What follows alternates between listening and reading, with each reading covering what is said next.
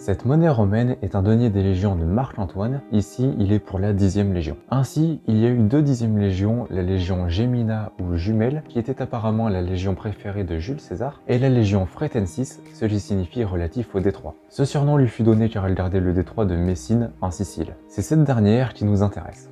La 10e légion Fretensis avait pour symbole le taureau, un souvenir des légions de César, mais aussi un dauphin et une galère suite à ses origines de Messine, et enfin un sanglier ou un porc afin d'humilier le peuple hébraïque lorsque cette dernière les combattait. Elle fut donc créée par Octave dans le but de contrer Celsius Pompée en Sicile, puis peu après, une fois qu'Octave a imposé son pouvoir et qu'il a remporté la bataille d'Alcyon, beaucoup de militaires vont être démobilisés et donc cette légion est plus ou moins dispersée. Peu après, la légion sera envoyée brièvement en Macédoine puis rejoindra les rangs de l'armée de la Syrie. Plus tard, sous le règne de Néron, elle est menée en Arménie par Corbulon afin de prendre le contrôle de cette province. Peu de temps après, elle se serait emparée et aurait détruit le site de Qumran.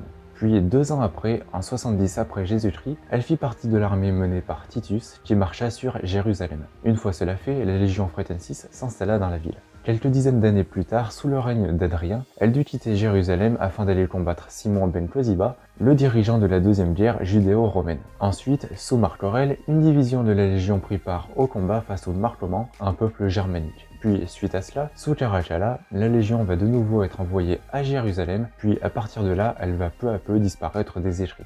On sait que sous les liens et donc sous les réformes militaires, elle aurait été divisée en détachements, puis ces derniers auraient été incorporés dans d'autres armées. Toutefois, l'un de ces détachements fut mentionné comme ayant fait partie de l'armée de campagne en Gaule ou en Bretagne, et se serait rangé avec Victorinus, donc entre 269 et 271 après Jésus-Christ. Ainsi, la 10e légion Fretensis disparut après environ 3 siècles de distance. Mais revenons-en à cette monnaie. Celle-ci est constituée d'argent et pèse 3,27 grammes pour 17 mm de diamètre. Sur son avers, on peut voir une galère romaine volant à droite. Les légendes sont Ant, Od, 3, Vir, RPC, soit en latin Antonius Aulurus Triumviri Rei Publicae Constituendae, et donc en français Antoine Aulure Triumvir pour la restauration de la République. Sur son revers, on peut voir un aigle, les ailes déployées, entouré de 2 enseignes militaires. Les légendes sont Lege 10, soit Legionis Decimum en latin, et donc en français 10e légion. Enfin, pour acquérir un exemplaire similaire, il faudra compter dans les 250 €.